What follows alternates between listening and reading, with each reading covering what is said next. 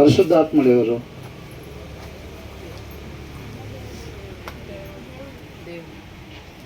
పరిశుద్ధాత్ముడు ఎవరు? పరిశుద్ధాత్ముడు ఎవరు? పరిశుద్ధాత్ముడు ఎవరు? పరిశుద్ధాత్ముడు ఎవరు? ఏంటి కొన్ని స్వరాలే వినిపిస్తున్నాయి ఏంటి? ఒకసారి 20%, ఒకసారి 30%, ఒకసారి 40%, ఒకసారి 15%.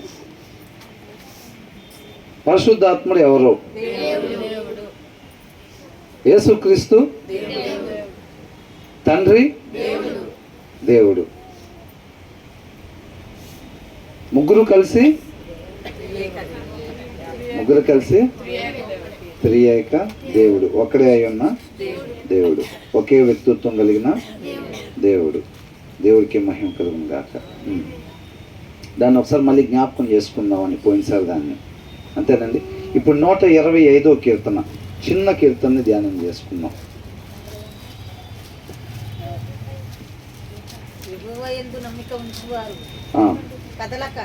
ఇక్కడ 15 యాత్రా కీర్తనలో ఇది కూడా ఒక యాత్రా కీర్తన అన్నమాట. ఇది ఎప్పుడు రాయబడిందని అంటే, చెరలో నుంచి వాళ్ళు విడుదలయ్యి వచ్చిన తర్వాత మళ్ళీ యెరూషలేం దగ్గరికి వాళ్ళంతా కూడా యాత్రగా ప్రయాణమై వస్తూ ఉన్నప్పుడు వాళ్ళు ధ్యానించిన కీర్తన అన్నమాట ఇది. యెహోవా యందు నమ్మిక ఉంచువారు కదలక నిత్యము నిలుచు సియోను కొండవలే నుందురు.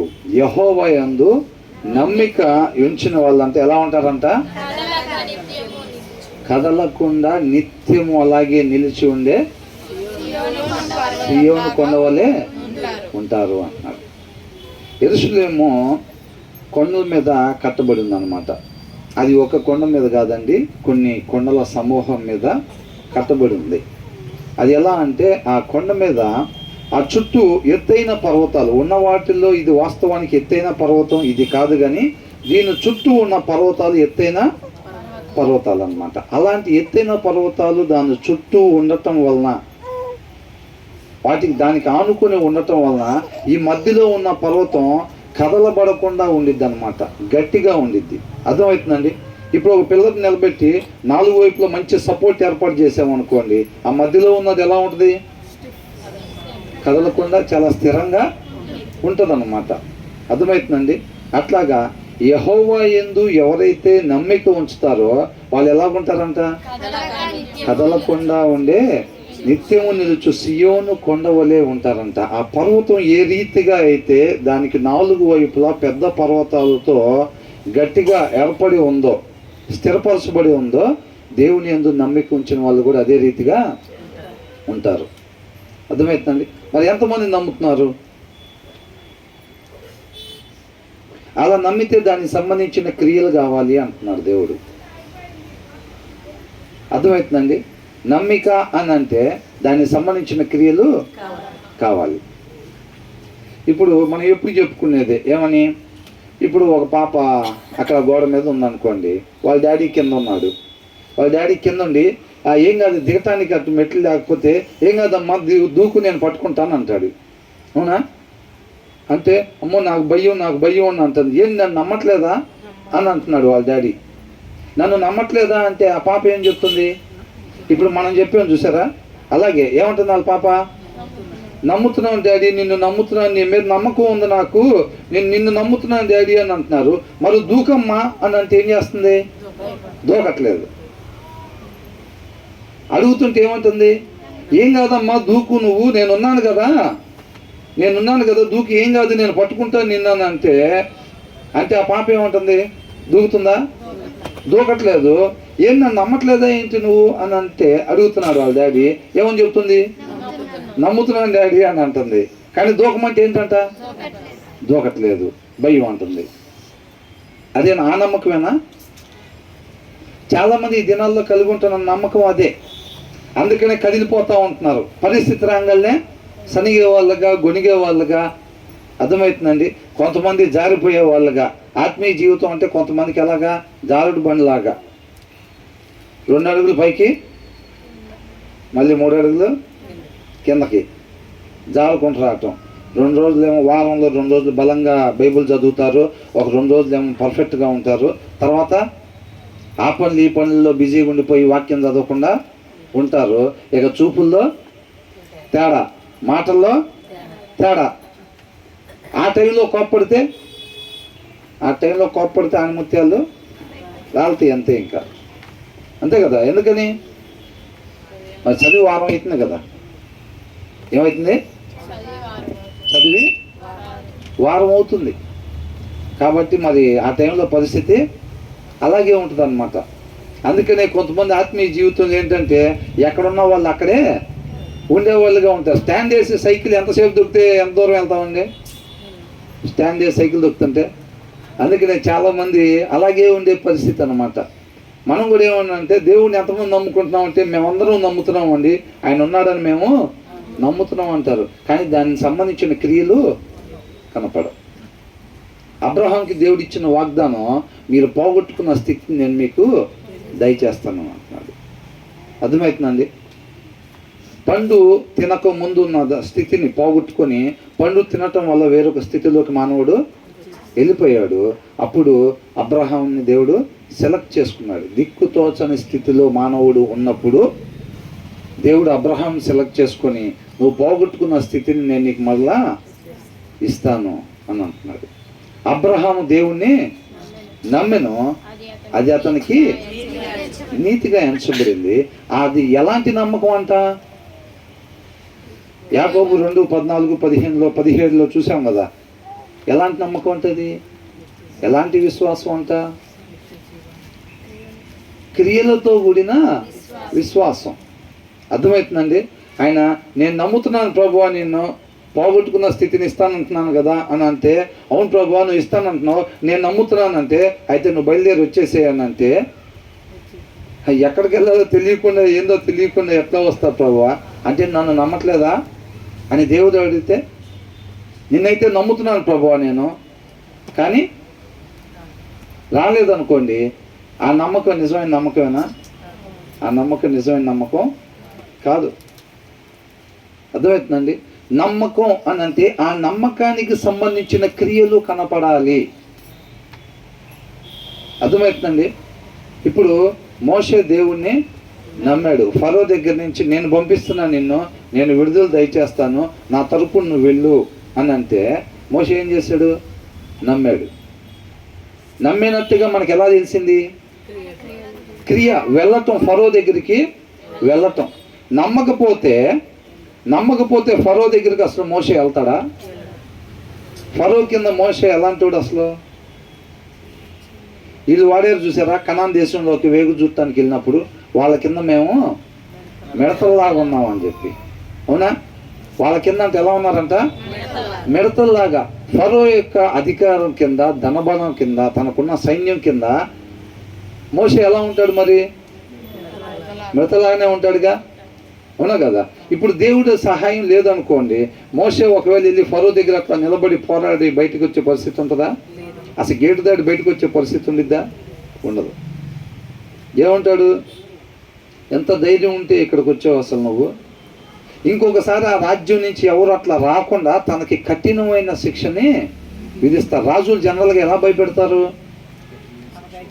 ఇతనికి వేసే శిక్ష చూసి ఆ శిక్ష గురించి తెలుసుకొని ఈ రాజ్యంలో ఇంకొకసారి ఎవరు కూడా అట్లాంటి సాహసం చేయకూడదు. ఇంకా మనం ప్రతి ఒక్కరికి చెప్పలేం, వచ్చిన కూడా ప్రతి ఒక్కరికి కూడా మనం శిక్ష విధించేది కాదు. ఈయనకు విధించే శిక్షను బట్టి ఎవరు కూడా అట్లాంటి ఆలోచన కూడా మైండ్లోకి రాకూడదు అని అనుకుంటాడు. అవునా కదా? అలాంటి వాడు మరి మోషే మరి ఫరో దగ్గరికి ఎలా వెళ్ళాడు? నమ్మాడంతే దేవుణ్ణి. అవునా? నాతో మాట్లాడిన దేవుడు నమ్మదగిన వాడు, ఖచ్చితంగా ఆయన నమ్మి క్రియను చూపించాడు అనమాట. అంటే అక్కడికి వెళ్ళి ఫరో ముందు నిలబడ్డాడు. అంతేనండి. ఇప్పుడు యెహోషువ ఈ సైన్యం తీసుకుని వెళ్ళేటప్పుడు కూడా నిజంగానే వీళ్ళు ఎలా ఉన్నారంట? మిడతల్లాగా ఉన్నారంట. మరి యెహోషువ ముందుకు ఎలాగ వెళ్ళాడు? యెహోషువ దేవుని నమ్మాడా లేదా? నమ్మాడని మనకు ఎలా తెలిసింది? ముందుకు వెళ్ళటం ద్వారానే, ఆ క్రియ ద్వారానే మనకు తెలిసింది ఆయన నమ్మాడు అని. అర్థమవుతుందండి? వాళ్ళ కింద మేము మిడతల్లాగా ఉన్నాం, వాళ్ళు 7 రకాల జనం ఉన్నారు, వాళ్ళతో పోలిస్తే మేము చాలా బలహీనంగా ఉన్నాం ప్రభువా అని అంటే, వారిని నీకు అప్పగిస్తాను, నువ్వు వెళ్ళని అంటున్నాడు. నేను నమ్ముతున్నాను ప్రభువా, నువ్వు మాట్లాడే దేవుడివే, నువ్వు అప్పగించగలిగిన సమర్థుడివే, కానీ నాకు భయంగా ఉందని వెళ్తలేదు అనుకోండి, అది నమ్మినట్ట? అది నమ్మినట్టు కాదు. ఆ నమ్మకానికి సంబంధించిన క్రియలు ఉండాలన్నమాట. అర్థమవుతుందండి? గిడ్యోనైనా అంతే కదా. ఇప్పుడు 300 మందిని పెడితే నమ్మట్లేదా నేను అప్పగిస్తానని వాళ్ళని అని అంటే, నమ్ముతున్నాను దేవా అని చెప్పి సరే పదామరి అని అంటే వెళ్ళలేదనుకోండి, అడుగుతుంటే ఏమంటున్నాడు? నమ్మేను అంటాడు. మరి ఒకవేళ వెళ్ళకపోతే ఆ నమ్మకం నిజమైన నమ్మకమేనా? అది కాబట్టి మనం అడిగినప్పుడు దేవుడిని ఎంతమంది నమ్ముతున్నారంటే అందరం చేతులు ఎత్తుతాం. దానికి సంబంధించిన క్రియ కనపడాలి. క్రియ చేసినప్పుడే దేవుడు మనం నమ్మినట్టుగా పరిగణలోకి తీసుకుంటాడు. ఆయన్ని నమ్ముతున్నాము అని అంటే, ఈ లోకంలో కంటికి కనపడే దాని మీద విశ్వాసంతో పనేమీ లేదు, అవునా కదా?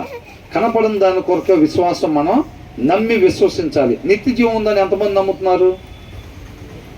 ఎంతమంది చూశారు? చూడలేదు, అవునా? చూడకపోయినా మనం ఏం చేస్తున్నాం? నమ్ముతున్నాం అంతే. దానికి విశ్వాసం కావాలి. పునరుద్ధానులై తిరిగి లెగుస్తామా లేగా? ఎంతమంది నమ్ముతున్నారు? మనం లేకపోవటం ఎంతమంది చూశారు? చూడలేదు, అవునా? అది నమ్మకం. దానికి సంబంధించిన క్రియలు, నువ్వు నిత్య జీవం ఉందని నువ్వు నేను నమ్ముతున్నావా అంటే, నమ్ముతున్నామని చెప్పారు చూసారండి, నమ్ముతున్నామని చెప్పారు కదా. దేవుడు దాన్ని పరిగణలోకి తీసుకోడు. దానికి సంబంధించిన క్రియలు, అర్థమవుతుందండి? ఇప్పుడు అబ్రహాం, దేవాన్ని నేను నిన్ను నమ్ముతున్నాను అంటే దేవుడు దాన్ని పరిగణలోకి తీసుకోలేదు. అబ్రహాం సూట్ కేసు చదువుకొని బయలుదేరాడు చూసాడా, దాన్ని పరిగణలోకి తీసుకున్నాడు. నువ్వు నన్ను నమ్మావని అంటున్నాడు. అప్పుడు నువ్వు కదలకుండా ఉండేటట్టుగా నేను నీ చుట్టూ ఆవరించున్నాను అంటున్నాడు. అర్థమవుతుందండి? మోషే పొదలో నుంచి మాట్లాడినప్పుడు నేను నిన్ను నమ్ముతున్నాను ప్రభువా అని చెప్పి ఆయన కదలకుండా ఉంటే నమ్మినట్టు కాదు.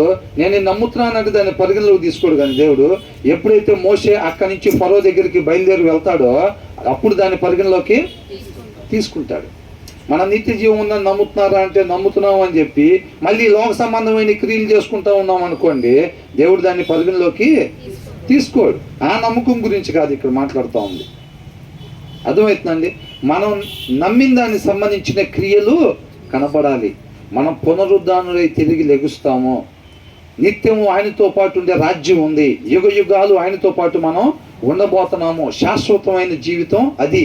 ఇది కొంతకాలం మాత్రమే ఉండే జీవితం అని చెప్పి మనం నమ్ముతున్నాం అని చెప్పి క్రియలు చూస్తేనేమో ఇక్కడికి సంబంధించిన డబ్బులు పోగేసుకోవడానికి, ఆరోగ్యం పోగేసుకోవడానికి, పిల్లలకి భవిష్యత్తు ఇవ్వటానికి, దానికి సమయాన్ని ఆయన కృపను బట్టి మనకి ఇచ్చిన సమయాన్ని దాని కొరకు ఉపయోగిస్తున్నాం అనుకోండి, నువ్వు నేను పలికిన నిత్య జీవం ఉందా అంటే ఉంది అని నమ్ముతున్నాం చూసారండి, అది దేవుడు పరిగణలోకి తీసుకోడు. పునరుద్ధానులై మనం తిరిగి లెగుస్తామని మేము నమ్ముతున్నాము అనేది పరిగణలోకి తీసుకోడు. నువ్వు నేను నిజంగా నమ్మితే దానికి సంబంధించిన క్రియలే మనలో ఉండాలి. మనం ఎప్పుడు చెప్పుకునేదంటే, ఇప్పుడు ఇక్కడి నుంచి అమెరికా వెళ్ళే వాళ్ళు సూట్ కేసులు ఏమేమి చదువుకుంటారు? ఇక్కడ కావాల్సిన ఆధార్ కార్డులని, ఇక్కడ కావాల్సిన రేషన్ కార్డులు చదువుతారా? అక్కడ కావాల్సిన పాస్పోర్ట్లు, వీసాలు, అక్కడికి అపాయింట్మెంట్ లెటర్ ఏదైతే ఇచ్చారో ఆ అపాయింట్మెంట్ లెటరు అవి చదువుకుంటూ ఉంటారు. అంతేనా? మనం కూడా శాశ్వతంగా ఉండబోయేది అక్కడండి. మేము విశ్వాసంతో చూసేది దాని వైపు, మేము దాన్ని నమ్ముతున్నాం అన్నప్పుడు మన దగ్గర ఏం కనపడాలి? మన సూట్ కేసులో, మన జీవితం అనే సూట్ కేసులో ఏం కనపడాలి? అక్కడ ఉండటానికి ఎలిజిబుల్ ఎవరైతే ఉన్నారో, అక్కడికి అర్హులు ఎవరెవరైతే కాబోతున్నారో, అక్కడికి నివాసాలు ఎవరెవరికైతే ఏర్పాటు చేసుకుంటున్నారో వాటికి సంబంధించిన క్రియలు మన దగ్గర కనపడాలి. వాటికి సంబంధించిన క్రియలు అంటే ఏంటి? తెచ్చుకోవటం, దాచుకోవటమా? కష్టపడిని తీసి ఇవ్వటం. ఆ రెండు చూసారు ఎంత ఆపోజిట్గా ఉన్నాయో, అవునా? ఈ లోక సంబంధం ఇది ఎలా ఉంటుంది? అక్కడనే తీసుకోవటం, ఇక్కడ దాచుకోవటం. అదే మనం నిజంగా నమ్మి దానికి సంబంధించిన క్రియలు అయితే ఇక్కడ ఉన్నాయి తీసి అక్కడికి ఇవ్వటం, అవునా కదా? ఈ రెండింటి అంత ఆపోజిట్ ఉందన్నమాట. ఆ నమ్మకం గురించి చెప్తున్నారు. ఓహో, అంటే యెహోవా యందు నమ్మిక ఉంచువారు కదలకుండా నిత్యము నిలుచు. సియోను కొండ కదలకుండా నిత్యం ఎలాగైతే నిలిచి ఉండిద్దో బలంగా, మీరు నా యందు నమ్మిక ఉంచిన వాళ్ళు అలా ఉంటారని చెప్తున్నాడు దేవుడు. అంటే మనం నోటితో చెప్పు ఒప్పుదల కాదండి, ఆ నమ్మకం కాదు. ఎలాంటి నమ్మకం అంట? క్రియలతో కూడిన నమ్మకము. డాడీ నేను నమ్ముతున్నాను అని అంటే ఆ పాప ఏం చేయాలి? దూకాలంతే. ఆమె చెప్పింది నేను నమ్ముతున్నాను డాడీ అనేది పరిగణలోకి తీసుకోవడానికి లేదు. ఎప్పుడైతే సరే క్రియ చేస్తుందో చూసారో అక్కడి నుంచి కిందకు దూకటం, దాన్ని పరిగణలో తీసుకుంటాను అంటున్నాడు దేవుడు. అర్థమవుతుందండి? దేవుడితో సహవాసం, దేవుడు అంటే అది, ఆయన గుణ లక్షణాలు అవి. ఆయన ఎలా ఉంటాడు, ఆయనతో నడవటం అంటే ఎలాగా, ఆయనతో వ్యవహారం అంటే ఎలాగా, అది మనకు చక్కగా తెలియాలన్నమాట. దానికి ఏమన్నాడు? యెహోవా యందు నమ్మిక ఉంచేవారంట ఆ సీయోను కొండవలే ఉంటారు. తర్వాత యెరూషలేము చుట్టూ ఏమున్నాయంట? యెరూషలేము చుట్టూ పర్వతములు ఉన్నట్లు యెహోవా ఇది మొదలుకొని నిత్యము తన ప్రజల చుట్టూ నుండును. ఎవరు చుట్టూ ఉంటాడంట? తన ప్రజలు ఎవరు? నమ్మి ఆ క్రియలు ఎవరైతే కనపరుస్తున్నారో, నమ్మాను అని చెప్పి, అంటే ప్రభువా నేను నిన్ను నమ్ముతున్నాను అని చెప్పి ఆ క్రియల ద్వారా తెలియపరుస్తున్నారు చూసారా దేవుడికి. అబ్రహాం లాగా చదువుకొని బయలుదేరి వెళ్తే నన్ను నమ్మాడు కాబట్టి తీసుకొని బయలుదేరి వచ్చాడు. నన్ను నమ్మాడు కాబట్టి ఫరో దగ్గరికి వెళ్తున్నాడు. అవునా? అంటే మోషేకి ఇంకొక ఆలోచన ఉందా? అక్కడికి వెళ్ళిన తర్వాత ఫరో ముందుకి వెళ్ళిన తర్వాత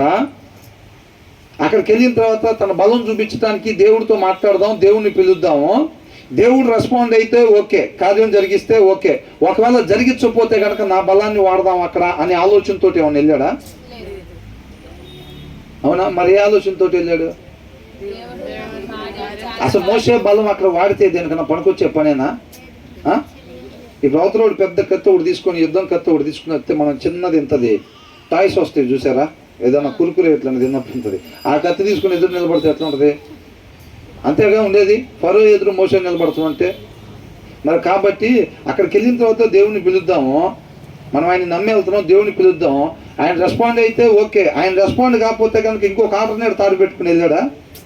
అలా కానీ వెళ్తే పిలిచినప్పుడు అసలు పలకడు దేవుడు. ఆయనకు ఒక్కరికే కాదు, మనకైనా అంతే. నువ్వు దేని మీద ఆధారపడకుండా, దేని వైపు నువ్వు చూడకుండా ఉంటేనే మనం దేవుడి వైపు చూసేవారుగా ఉంటాము.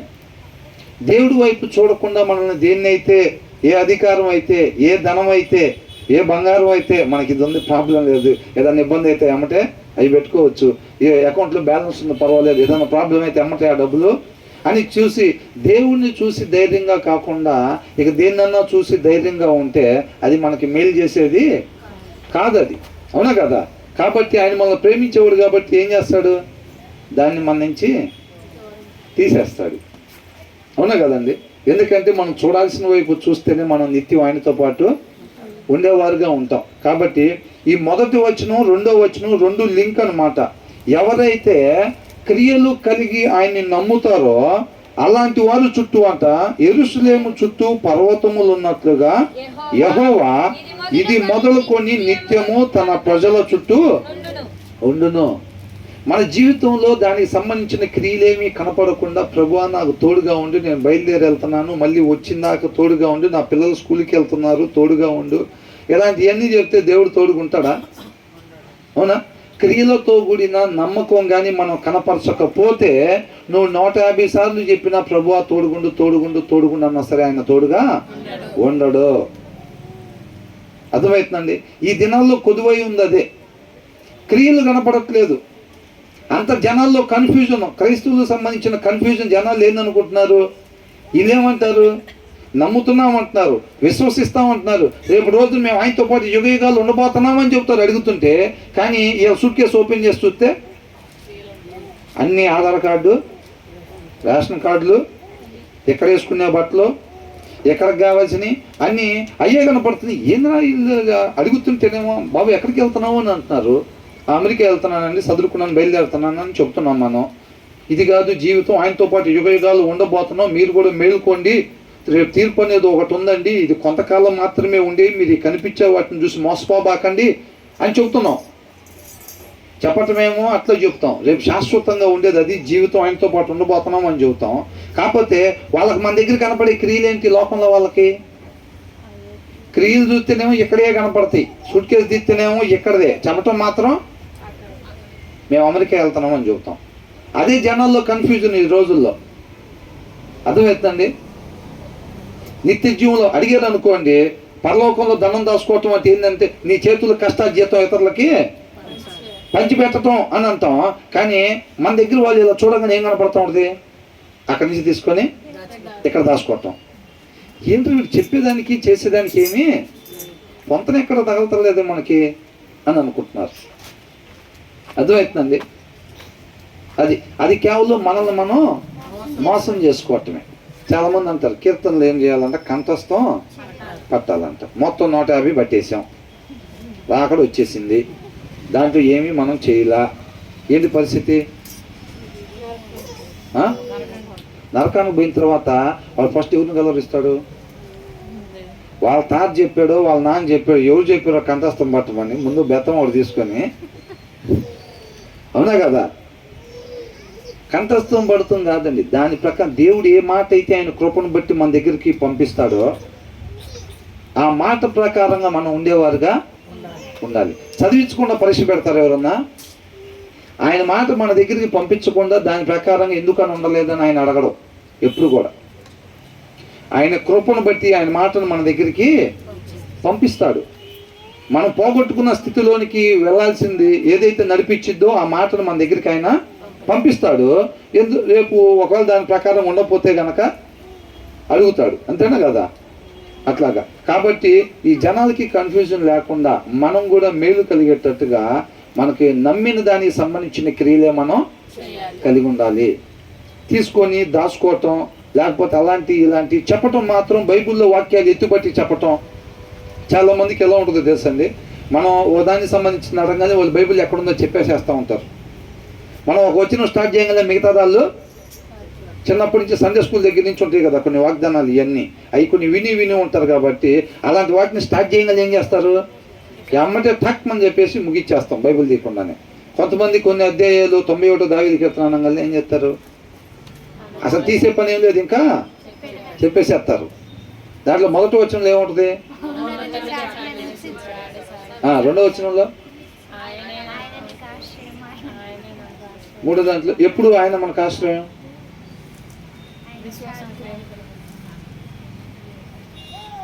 అంటే బ్రెయిన్ ఉపయోగిస్తున్నాడు, అది వాక్యం దగ్గర పనిచేయదు. రెండవ వచనం ఎప్పుడు? ఫస్ట్ వచనంలో ఏమనుంది? మహోన్నతుని చాటున. అట్లా చాటున నివసిస్తేనే ఈ కింద వచ్చే మొత్తం. ఆయన ఎక్కడెక్కడ పడుకోబెడతాడంట, పచ్చికల చోట్ల ఉంచుతాడు, లేకపోతే ఇంకో దగ్గర ఆయన చెప్పే మొత్తం కూడా. నువ్వు మహోన్నతుని చాటున లేవు అనుకోండి, ఏంది పరిస్థితి? కానీ 91 మొత్తం వచ్చి పట్టేసాం. నిద్రలో లేపినా సరే చెప్తాం, కానీ మహోన్నతుని చాటును మాత్రం ఉన్నాం. అవునా? మరి వస్తాయా అవన్నీ? ఏమీ లేదు, అవునా కదా? ఇప్పుడు అట్లాగా మనం ఏంటంటే మనం ఏదైతే నమ్ముతామో వాటికి సంబంధించిన క్రియలే మనం కలిగి ఉండాలి. అప్పుడే దేవుడు దాన్ని పరిగణలోకి తీసుకుంటాడు. ఆ తర్వాత ఏమంటున్నాడు? నీతిమంతులు పాపము చేయుటకు తమ చేతులు చాపకుండునట్లు భక్తిహీనులు రాజదండము నీతిమంతుల స్వాస్యము మీద నుండదు. ఏమంటున్నాడు? నీతిమంతులు పాపము చేయుటకు తమ చేతులు చాపకుండునట్లు. అర్థమవుతుందా? నీతిమంతులు అంటే ఎవరు? వాక్యాన్ని అనుసరించే వాళ్ళు ఒక లైన్లో వెళ్తా ఉంటారు అన్నమాట వీళ్ళు. అర్థమవుతుందండి? వాక్యాన్ని అనుసరించటం అనే లైన్లో వాళ్ళు వెళ్తా ఉంటారు. వాళ్ళు నీతిమంతులు అంటే ఆ లైన్, ఆ మార్గం ఎక్కడికి తీసుకెళ్ళిద్ది? ఏంది లాస్ ఏంజల్స్ లాగా మొత్తం అనుకుంటున్నారుగా. ఆ నీతిమంతులు అనే వాళ్ళు పోయే మార్గం, ఆ మార్గం ఎక్కడికి తీసుకెళ్ళిద్ది? అది నిత్య జీవానికి మార్గం అది. అవునా? ఈ లైన్లో పోయే వాళ్ళంట, ఈ లైన్ పక్కన ఉండేవాళ్ళు పాపాలు చేసేవాళ్ళు. అవునా? వాక్యాన్ని అనుసరించే వాళ్ళు నీతిమంతులు. వాక్యాన్ని అనుసరించటం అనే రోడ్డు మీద వీళ్ళు వెళ్తూ ఉంటారన్నమాట. ఇటు పక్కన ఉండేవాళ్ళు పాపాలు చేసేవాళ్ళు. నీతిమంతులు పాపము చేయుటకు తమ చేతులు చాపకుండునట్లు, అంటే ఆ లైన్ పక్కన ఉన్న పని.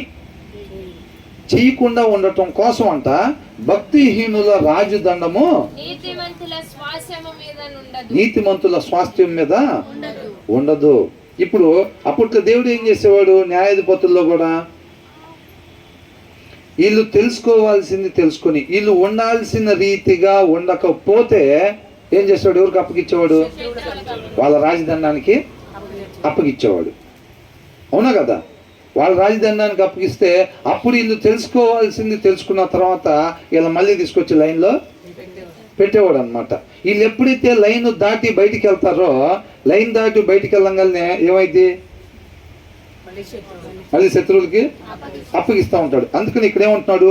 నీతిమంతులు పాపము చేయుటకు తమ చేతులు చాపకుండునట్లు, పాపం చేయటానికి వీళ్ళు చేతులు చాపకుండా ఉండే దానికోసం అంట భక్తిహీనుల రాజదండం నీతిమంతుల స్వాస్థ్యం మీద ఉండదు అని చెప్తున్నాడు అనమాట. అర్థమవుతుందండి? తర్వాత ఏమంటున్నాడు? యెహోవా మంచివారికి మేలు చేయుము, మంచివారికి మేలు చేయుము. అదే మనం చేస్తే మనం పాడితే ఎట్లా ఉంటుంది? యెహోవా చెప్పేది ఏముంది? ముందు నాకు, తర్వాత నా భార్యకి. ఒకప్పుడు తల్లిదండ్రులకు ఉండేది, ఇప్పుడు ఏమైంది? సెకండ్ ప్లేస్ ఎవరికి వచ్చింది? భార్యకి, తర్వాత పిల్లలకి, తర్వాత ఇంకా ఒకవేళ నీకు ఖాళీగా ఉంటే కనుక తల్లిదండ్రులకి. అవునా? వాళ్ళకి ఏం చేయాలంట? మేలు చేయి ప్రభువా. సోమవారం కూడా అది అడిగేవు కదా, సోమవారం మేలు చేసాక, మంగళవారం కూడా చేసాక, బుధవారం చేసే కదా, వారంలో 5 రోజులు మేలు చేసాక మరి ఒక 2 రోజులు కీడు చేయమంటావా? అంతే దేవుడు. ప్రభువా అట్లాంటి ఏం చేయకూడదు ప్రభువా, నువ్వు ఏం అలా అన్నావు? ఏమంటావు? ఏం ప్రభు అట్లాగన్నావు? అసలు నువ్వు 2 రోజులు కాదు, నువ్వు 2 సెకండ్లు చేసినా సరే మొత్తం మేలే ప్రభు నాకు ఉండాల్సింది. పద్దాలు చెప్పే పని ఏం లేదు, మా పేరు కాడ మేలని రాసుకో పక్కన. ఇంకా ఏనంట? నువ్వు ఆ దినం లేచి ఏమేం క్రియలు చేయాలి, ఎవరెవరికి ఏం క్రియలు చేయాలో నువ్వు మా పేర్ల కాడ ఇక మేలని రాసుకో. ఇక ప్రతిరోజు మేము ప్రార్థన చేసినా చేయపోయినా మా పేర్లు వచ్చేసరికి ఏం చేయాలంట? ఇంకా ఇక మేలే చేయాలి ప్రభువా నువ్వు అని రాసుకుంటాం. అవునా కదా? మరి వీళ్ళు ఏమని పడుతున్నారు? యెహోవా మంచివారికి మేలు చేయుము, మంచివారికి మేలు చేయి. మంచివారు అంటే ఎవరు?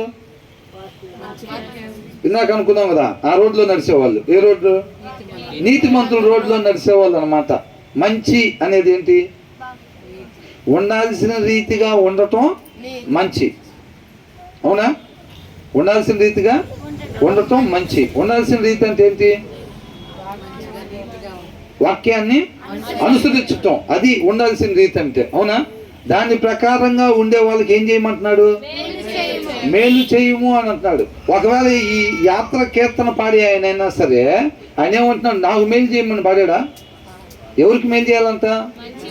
మంచివారికి మేలు చేయమంటున్నాడు. ఒకవేళ ఈయనకు కూడా మేలు కావాలంటే ఈయన ఏం చేయాలి? అది ఏం చేయాలి? మంచి చేయాలంతే. ఇప్పుడు ఆయన అంటున్నాడు, ప్రభువా మంచి వాళ్ళకి మేలు చెయ్యని అంటున్నాడు. ఒకవేళ ఈయనకి మేలు కావాలి అంటే ఈయన ఎలాగ ఉండాలి? మంచిగా ఉండాలంతే. ఒకవేళ నా భార్యకి నువ్వు మేలు చేయి ప్రభువా అని అంటే వాళ్ళ భార్య ఎలాగ ఉండాలి? మంచిగా ఉండాలి. నా పిల్లలకు మేలు చేయి ప్రభువా అంటే వాళ్ళ పిల్లలు ఎలాగ ఉండాలి? మంచిగా ఉండాలి. ఒకవేళ వాళ్ళు మంచిగా లేకుండా ప్రభువా నా పిల్లలకి మేలు చేయమంటే అది ఇప్పుడు దేవుడితో మనం నడవటం అంటే ఇదనమాట. మనం ఏంటంటే స్టార్టింగ్ నుంచి చాలామంది ఏంటంటే ఆయన నమ్ముతున్నారా? దేవుణ్ణి నమ్ముతున్నారా? నమ్ముతున్నాం అంతేగా. సూట్ కేసు తీస్తే అన్నీ ఎక్కడి ఈ కంటికి కనిపించే వాటి డబ్బు, పేరు, పలుకుబడి, సంబంధం చూడాలంటే వాళ్ళు ఎన్ని కుటుంబాలు అవతల రేపేదన్నా గొడవ అయితే దిగుతారా లారీలో? చూడండి రా అట్లాంటి సంబంధం. ఎలాంటి సంబంధం చూడాలంట? అమ్మాయిలు చూసినా అబ్బాయిలు చూసినా అంట రేపేదన్నా చిన్న తేడా గొడవ అవుతుందంట లారీలో దిగాలంట. మినిమం ఒకటన్నా, 2-3 అయితే ఇంకా మంచిదే. అవసరమైతే 1 లక్ష ఎక్స్ట్రా ఇద్దాం. మన తరపున అమ్మాయి అనుకోండి, అవసరమైతే 1 లక్ష ఎక్స్ట్రా ఇద్దాం. 2-3 లారీలు దిగితే మంచిదే. అట్లాగా అర్థమవుతుందండి. అలా కాకుండా ఇప్పుడు ఏమంటున్నాడు? మంచివారికి మేలు చేయి ప్రభువా అని అంటున్నాడు. ఒకవేళ ఆ మేలు నేను కావాలనుకుంటే నేను ఎలా ఉండాలంట? మంచిగా ఉండాలంటే. ఆయన న్యాయంగా ఉంటాడంతే. ఆయన మనం మంచిగా లేకుండా ప్రభు నాకు మేలు చేయి ప్రభు ఇవాళ ఉపవాసం ఉంటా అంటే ప్రభు నాకు మేలు చేయి ప్రభు ఇవాళ ఉపవాసం ఉంటాను, నువ్వు ఒకవేళ అట్లా చేయకపోతే ఈ వారం అంత ఉంటా అన్నాం అనుకోండి, మరి ఏం చేస్తాడు? అయినా చేయడు. అవునా? యోబు ఏ రీతిగా అయితే వీళ్ళు చెబుతుంటే నీ గురించి నేను విన్నాను కానీ ఇప్పుడైతే నేను నిన్ను కన్నులారా చూస్తున్నాను అంటున్నాడు. నేను చూడకపోతే మీకు కూడా చక్కగా దేవుడిని కన్నులారా మీరు చూస్తున్నట్టు నాకు కనపడతా ఉంది. అర్థమవుతుందండి? దేవుణ్ణి కన్నులారా చూడటం అంటే ఏంటి? ఆయనగా తెలుసుకోవటం. అర్థమవుతుందండి? మర్చిపోయారా? అది కొద్ది గ్యాప్ వచ్చింది. మన 105లో నుంచి యోబులోకి వెళ్ళాము, దాని తర్వాత మళ్ళీ ఇప్పుడు వేరే దగ్గరికి, ఎందుకంటే అవి పెద్ద అధ్యాయాలు ఉన్నాయి. నాకు ఇక్కడ నుంచి వచ్చిన ఆర్డర్స్ ఏంటంటే, అన్న శుక్రవారం ఏదన్నా చిన్న బాక్స్ తెచ్చుకోండి అన్న అన్నారు. ఏంటి అన్న, శుక్రవారం ఎక్కువ తింటే మంచిది కాదని డాక్టర్లు చెబుతున్నారు, శుక్రవారం చిన్న బాక్స్ తెచ్చుకోండి అన్న, ఆదివారం మీ ఇష్టం పెద్ద 3 గిన్నెల క్యారేజ్ తెచ్చుకోండి అని చెప్పారు. సరే, ఏదైనా పైనుంచి వచ్చిన ఆర్డర్స్ ప్రకారం మనం ఉండాలి కదా, అందుకనే చిన్న బాక్స్ తీసుకొచ్చాను. అర్థమవుతుందా? అట్లాగనమాట. కాబట్టి ఇది అందరికీ శుభవార్త లాంటిదే. ఇక మీదట ఎప్పుడైనా శుక్రవారం మనం చిన్న బాక్స్లో క్యారీ చేస్తామంట. అంతేనా కదా? కాబట్టి ఇక్కడ ఏమంటున్నాడు? ఇప్పుడు దేవుని కళ్ళారా చూడటం అంటే ఏంటి? ఫిజికల్గా దేవుని కళ్ళారా చూస్తారా? చూడరా? 2-3 మాత్రమే చెబుతారు, మిగతా వాళ్ళు ఏం తటస్థంగా ఉంటారు. వాళ్ళు మన గోడ మీద ఉందాం, అటు అంటే అటు, ఇటు అంటే ఇటు. అది ఎవరిని మోసం చేసిద్ది? మనమే మోసం చేసుకున్నట్టయితే. అవునా? ఫిజికల్గా దేవుడిని ఎవరన్నా కన్నులారా చూశానంటే అదేంటంట? అబద్ధం. మరి యోబు అంటున్నాడు, ఏమంటున్నాడు? కన్నులారా. కొంతమంది రాలేదు అనుకుంటారు ఆ రోజు. మరి ఇప్పుడు యోబు ఎన్నో అధ్యాయం అది మనం చూసింది? 38. ఏమంటున్నాడు మొదటి వచనంలో?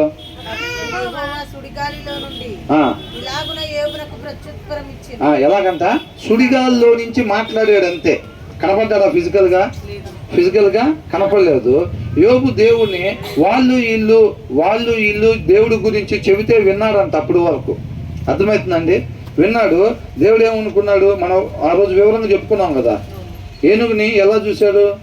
ఒక గుడ్డతో జూకెళ్ళి ఇట్లా కాలు పట్టుకొని, ఓహో ఏనుగంటే ఇట్లా తిన్నకుంటుంది అనుకుంటా. యోబు కూడా అట్లాగే చూశాడు దేవుని. వీళ్ళు చెబుతుంటే ఇట్లా పట్టుకొని చూశాడు, ఆహా ఇట్లాగా తిన్నకుంటాడు దేవుడు అని అనుకున్నాడు. అనుకుని ఏమన్నాడు? యోబుకి శ్రమలు రాగానే ఏమన్నాడు? నాకు ఈ శ్రమలు రావాల్సినవి కాదు, నేను అసలు నీతిమంతుడిని, నేను ఏ తప్పు చేయలేదు, నాకు దేవుడే కావాలని రప్పించాడు, నేను దేవునితో వ్యాజ్యం ఆడాలని. అంటే ఏనుగు మొత్తాన్ని పట్టుకున్నాడా? పట్టుకోలేదు. దేవుణ్ణి దేవుడిగా తెలుసుకోలేదు. అర్థమవుతుందండి? స్తంభం వరకు పట్టుకొని ఏమంటున్నాడు? స్తంభంలో దేవుడు అంటే ఎలా ఉంటాడు అనుకుంటా, నేను వ్యాజ్యం ఆడాలన్నాడు. ఆయన ఎప్పుడైతే వచ్చి సుడిగాల్లో నుంచి మాట్లాడటం మొదలుపెట్టి, భూమి పునాదులు వేసినప్పుడు నువ్వు ఎక్కడున్నావు, దాని పరిమాణం కొలత వేసినప్పుడు నువ్వు ఎక్కడున్నావు, సముద్రానికి అంతవరకే రావాలి, నువ్వు అంతకు మించి నువ్వు ముందుకు రావడానికి వీల్లేదని చెప్పినప్పుడు నువ్వు ఎక్కడున్నావు, నీకు మొత్తం తెలుసు కదా, నువ్వు నీతిమంతుడు కదా, నాతో వ్యాజ్యం ఆడాలని ఇందాక నుంచి అడుగుతున్నావు కదా, మరి చెప్పు ఇవన్నీ అని అంటే యోబు ఏమన్నాడు? 2 అధ్యాయాలు మాట్లాడగానే 40 అధ్యాయంలో ఏం చూసాం? మొదటి వచనం, ఆక్షేపణలు చేయుచువాడు సర్వశక్తుడు దేవునితో వాదింపవచ్చున, దేవునితో వాదించువాడు ఇప్పుడు ప్రత్యుత్తరం ఇవ్వవలెను. అప్పుడు యోబు యెహోవాకి ఇలాగున ప్రత్యుత్తరం ఇచ్చెను, చిత్తగించుము, నేను నీచుడను, నేను నీకు ఏమని ప్రత్యుత్తరం ఇచ్చేదను. అంతకుముందు ఏమన్నాడు? కాలు అడుగు పట్టుకొని ఏనుగంటే ఇట్లా ఉంటుంది స్తంభంలాగా అనుకున్నాడు కదా. ఆయన ఎప్పుడైతే ఆయనగా తెలియపరుచుకున్నాడో ఇప్పుడు ఏమంటున్నాడు? ఇందాక ఈయన ఎట్లా కనపడ్డాడు? ఆ 2 అధ్యాయాలు సుడిగాల్లో నుంచి మాట్లాడినప్పుడు ఈయనకి ఎట్లా కనపడుతున్నాడు? నేను నీతిమంతుణ్ణి, నేనే తప్పు చేయలా, నాకు శ్రమలు రావటానికి వీలు లేదు, అసలు దేవుడే కావాలని రప్పించాడు, అంటే నా విషయంలో తప్పు దేవుడిదే, నేను దేవుడితో వ్యాజ్యం ఆడాలన్నాడు. ఇప్పుడు ఈయనకి ఎట్లా కనపడుతున్నాడు? ఈయన నీతిమంతుల్లా కనపడుతున్నాడా? ఇప్పుడు ఈయనకి ఏమంటున్నాడు? చిత్తగించుము, నేను నీచుడను, నా నోటి మీద నా చేతిని ఉంచుకొందును, ఒక మారు మాటలాడి తిని నేను మరలా నోరెత్తను, 2 సార్లు మాటలాడి తిని ఆ. ఇకను పలుకను. ఆ, అప్పుడు యెహోవా సుడిగాలిలో నుండి ఇలాగు యోబుతో ప్రత్యుత్తరం ఇచ్చెను. ఆ, పౌరుషము తెచ్చుకొని నీ నడుము కట్టుకొనుము. ఆ. నేను నీకు ప్రశ్న వేసెదను, నీవు ప్రత్యుత్తరం ఇమ్ము. ఏమని అన్నాడు? నువ్వు మాట్లాడాలి మరి అని అంటున్నాడు. దేవుడు మళ్ళీ మాట్లాడాడు. తర్వాత దానికి సంబంధించింది ఎక్కడ చూసాం? ఇంకా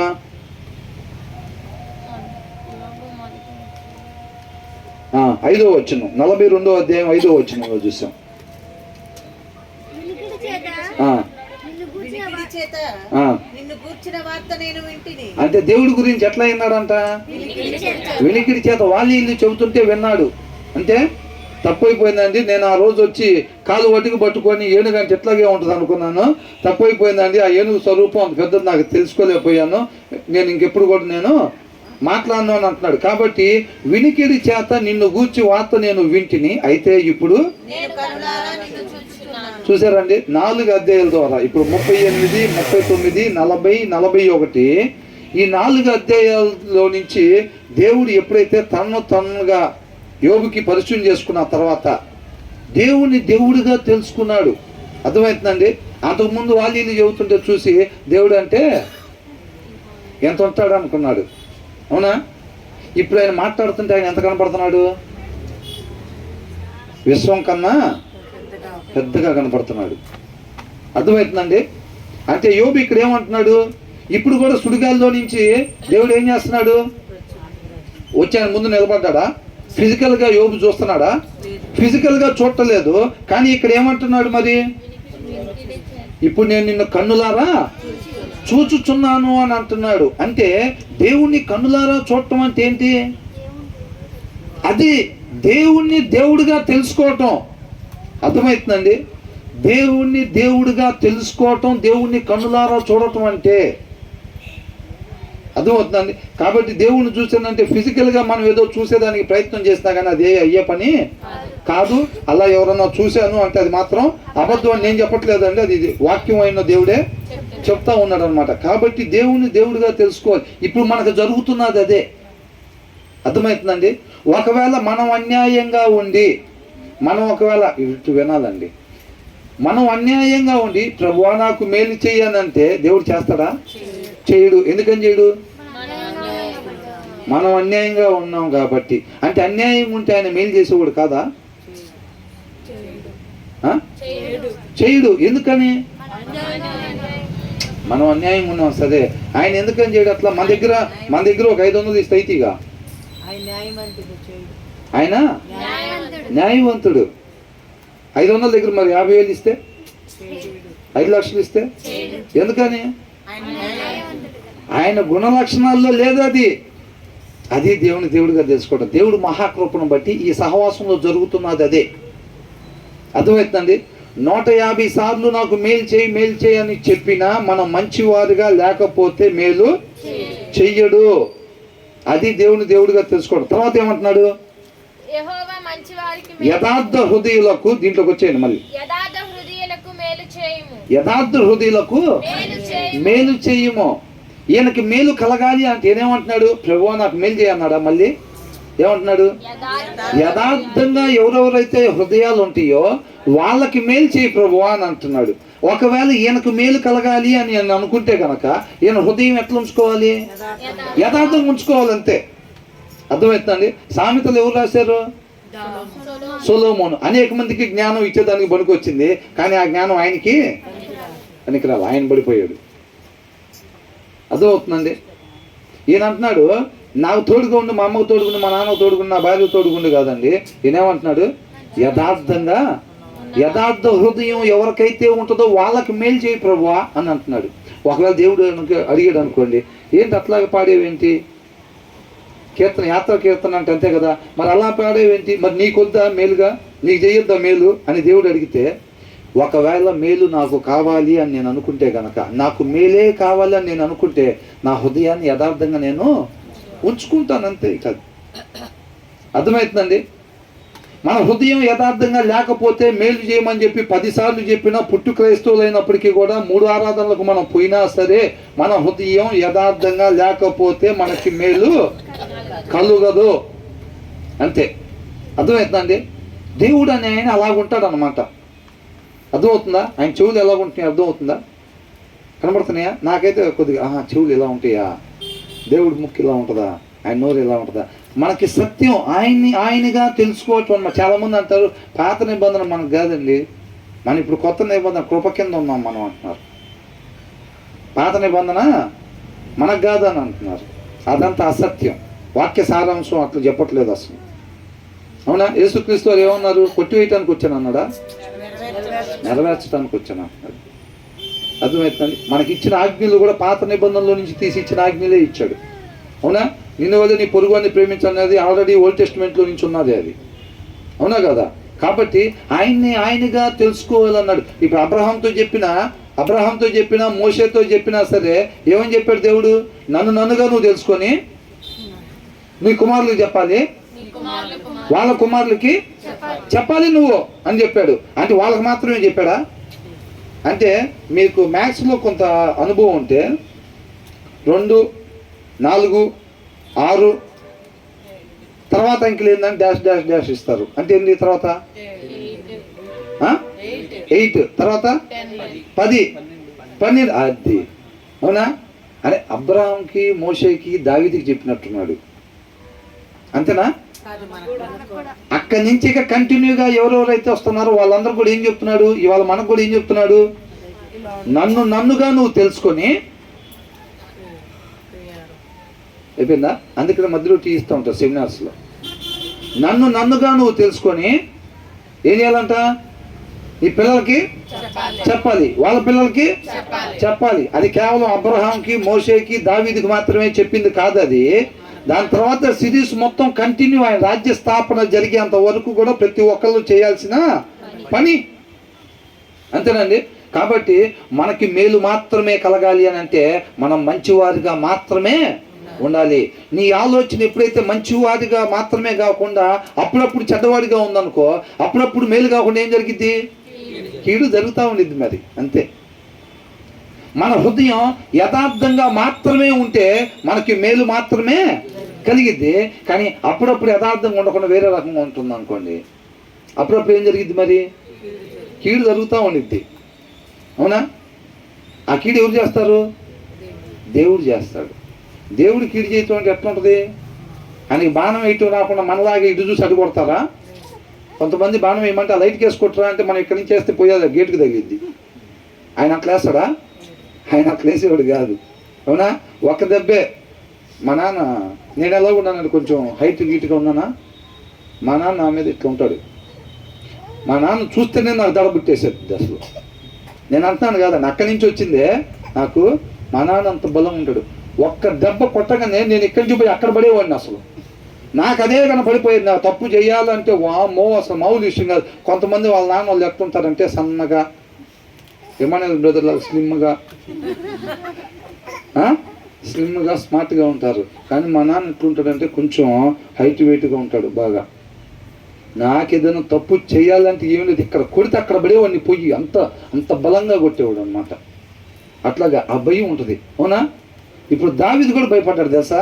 నీకు 3 అవకాశాలు ఇస్తున్నాను, 3 అవకాశాలు నీకు ఏది కావాలో కోరుకో, జనాభా లెక్కని ఎంచినప్పుడు అని అంటే సర్వోన్నతుడైన దేవుని చేతిలో పడే కన్నా ఫిలిస్తీన్ చేతిలో, ఏళ్ళ చేతిలో. అవునా? అంతేనా చెప్పింది? భయపడ్డాడు. అట్లాగా బలం కలవాలి. ఇప్పుడు అందుకని ఇక్కడ ఏమంటున్నాడు? మన హృదయం ఎప్పుడు ఎలా ఉండాలంట? యథార్థంగా ఉండాలంట. మనం ఎలా ఉండాలంటే ఎప్పుడు మంచివారిగా మాత్రమే మనం ఉండాలి. అప్పుడు నువ్వు ప్రభా మేల్చే మేల్చే మేల్చే మేల్చే అని చెప్పి వాళ్ళు ఏదో కోట్ అంటారు చూసారా? ఏం చెప్తా మైకులో చెప్పడానికి ఏం లేదు, ఇది కింద కంటేనే గోళ. అవునా? వాళ్ళు ఏదో రాసుకుంటారు కదా ఇట్లాగా. మీరు చెప్పొచ్చు, మీరు ఎక్కడ వినపడదు, నేను చెప్పకూడదు. రాసుకుంటారు. కొంతమంది ఏం చేస్తారు, ఇప్పుడు ఆర్సీఎంస్లో కూడా రాస్తారు ఇట్లా ఇట్లా ఇట్లా ఇట్లా ఇట్లా మాల తీసుకొని చెప్పమాల ఏంటంట, దాన్ని ఎన్నిసార్లు ఆ పూసలను అంటా ఉంటే వాళ్ళు అంత భక్తులు అన్నట్టు ఉంటాయా అవన్నీ తేలిపోతాయి. రేపు అగ్నితో, వాక్యం అనే అగ్నితో కాల్చబడినప్పుడు మొత్తం రాలిపోతాయి. నిజమైందే. అర్థమవుతుందా? గడ్డివాము కంట అగ్ని అంటే భయం అంట, మొత్తం తగలబడిపోయింది అని. కానీ బంగారానికి అదే అగ్ని అంటే ఇష్టం అంట. అవునా? అదే బంగారానికి ఏంటంట, అదే అగ్ని అంటే ఇష్టం. ఎందుకని? ఆ బంగారానికి అగ్నితో ఎప్పుడైతే శోధిస్తారో అప్పుడు తలతల మెరిసిపోయింది. అవునా కదా? తర్వాత ఏమంటున్నారు? చివరి వచనం, తమ వంకరి త్రోవలకు తొలగిపోవు వారిని పాపము చేయి వారితో కూడా యెహోవా కొనిపోవును. ఏంటంట? రోడ్లు సరిగ్గా లేవు అనుకుంటా.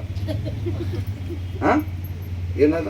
తమ వంకర త్రోవలకు తొలగిపోవు వారిని అంట పాపము చేయి వారితో కూడా యెహోవా కొనిపోవును. ఇక్కడ ఇంకొకటి లాగా కూడా రాయొచ్చు. చెప్తా అనుకున్నారు, తమ వంకర త్రోవలకు తొలగిపోవు వారిని అని అంటే వంకర అని తీసేసిన అర్థం అదే వచ్చింది. ఏంటి? తమ త్రోవలకు, ఆయన త్రోవలకు కాకుండా మన త్రోవలకు ఎప్పుడైతే నెరవేర్చుకుంటూ పోతా ఉంటామో వాటినే వంకర త్రోవలు అని అంటారు. అర్థమవుతుందండి? అంటే మనం దేని ప్రకారం ఇప్పుడు యేసుక్రీస్తు వారిని పోలి మనం జీవించాలి. ఆయన ఎలా జీవించాడు? ఆయన ఇష్ట ప్రకారంగా కాకుండా ఆయన్ని పంపించిన ఆయన ఇష్ట ప్రకారంగా జీవించాడు. మనం కూడా ఎలా ఉండాలి? మన త్రోవల ప్రకారంగా కాకుండా ఆయన త్రోవల ప్రకారంగా మనం ఉండాలి. అట్లా ఆయన త్రోవల ప్రకారంగా కాకుండా మన త్రోవల ప్రకారంగా, అంటే మన ఆలోచన త్రోవల ప్రకారంగా కానీ మనం ఉన్నామంటే ఆ త్రోవలు ఎలాంటివి అంట? వంకర త్రోవలు. అర్థమవుతుందండి? ఆయన ఇష్ట ప్రకారంగా మనం జీవించకుండా తమ వంకర త్రోవలకు తొలగిపోవు వారిని ఏం చేస్తాడంట?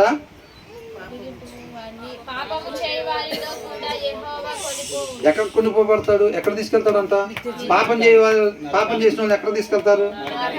నరకానికి తీసుకుని వెళ్తారు. కాబట్టి తమ సొంత ఇష్టాల్ని నెరవేర్చుకునే వాళ్ళు, తమ సొంత ఇష్టాలు అనే వంకర త్రోవలను బట్టి నడుచుకునే వాళ్ళని కూడా దేవుడు పాపం చేసిన వారిని ఎక్కడికైతే కొనిపోబడతాడో అంట అక్కడికే వీళ్ళని కూడా సొంత ఇష్టాలని నెరవేర్చుకునే వారిని కూడా దేవుని చిత్తం కొరకు కాకుండా మన సొంత ఇష్ట కొరకు మనం జీవించినట్టయితే మనం కూడా ఎక్కడికి కొనిపోబడతామంట?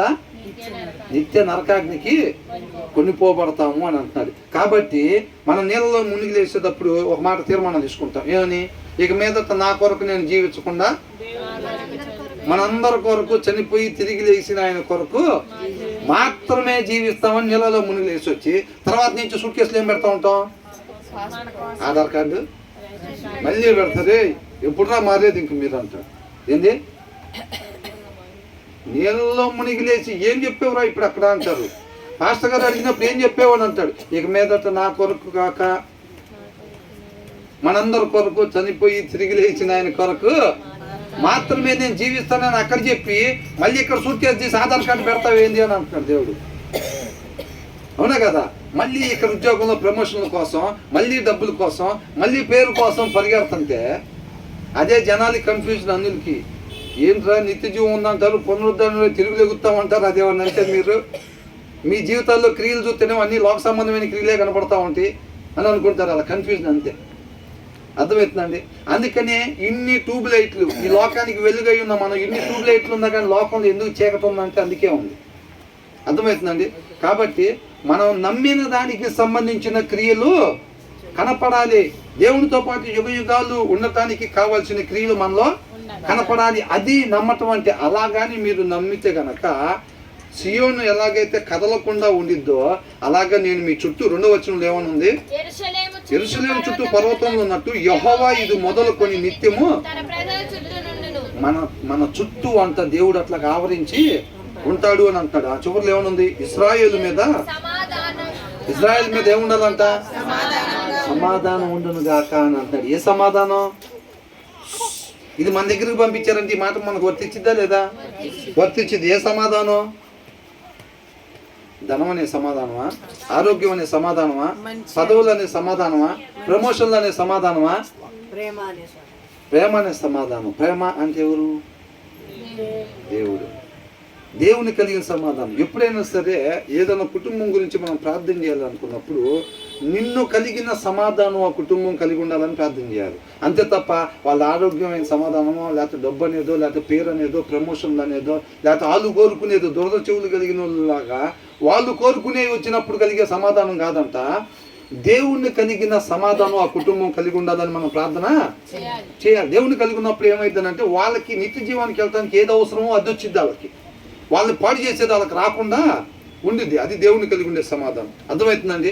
కాబట్టి ఆయన మహాకృపను బట్టి మనం ఆయనగా తెలుసుకొని మన తర్వాత వాళ్ళకి మనం చెప్పేవారుగా ఉండాలి. క్రియలు కలిగిన నమ్మకం కలిగి ఉండాలి. కాబట్టి పెదాలతో కేవలం నమ్ముతున్నాం అని చెప్పటం కాకుండా దానికి సంబంధించిన క్రియలు కనపడాలి. దేవునికి మహిమ కలుగును గాక.